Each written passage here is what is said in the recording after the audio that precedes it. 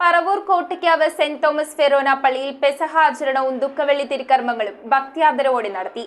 Father Sujith കൂവേലി ചടങ്ങിൽ സഹകാർമ്മികത്വം വഹിച്ചു.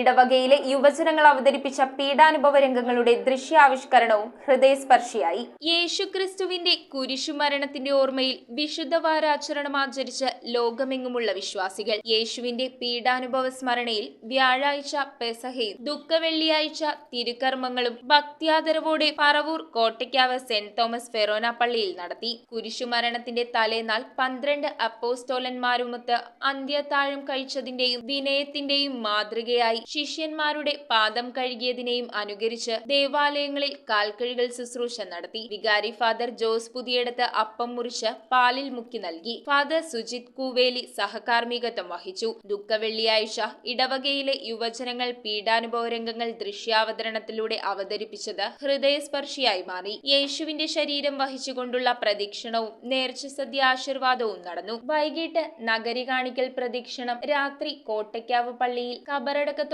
ചടങ്ങുകൾ സമാപിച്ചു. ഓരോരുത്തരുടെയും ജീവിതാന്തസ്സിന്റെ മേഖലയിൽ ചിന്തിക്കട്ടെ. നമ്മുടെ ജീവിതാന്തസ്സനുസരിച്ച് ജീവിക്കുവാൻ കഴിയാതെ കുടുംബജീവിതം നയിക്കുന്നവന് ജീവിത പങ്കാളി ഭാര്യ ഭർത്താവ് ബന്ധത്തിന് അപ്പുറത്തേക്കുള്ള ബന്ധത്തിലേക്ക് എത്തി നോക്കുമ്പോൾ യുദാസിനെ പോലെ അവിടെ ചുംബനങ്ങൾ നടമാടുകയാണ്. News bureau, Paravur. ആദ്യ കാഴ്ചയിൽ നിങ്ങളുടെ മനസ്സിൽ പതിയുന്ന ലൈറ്റ് വെയ്റ്റ് സ്വർണ്ണാഭരണങ്ങളുടെ വൈവിധ്യമാർന്ന കളക്ഷൻസ്. 250 മില്ലി മുതലുള്ള കുട്ടിവളകൾ, 1.5 ഗ്രാമിൽ തുടങ്ങുന്ന മാലകൾ, 2 ഗ്രാം മുതലുള്ള വലിയ വളകൾ. Aleena golden diamonds.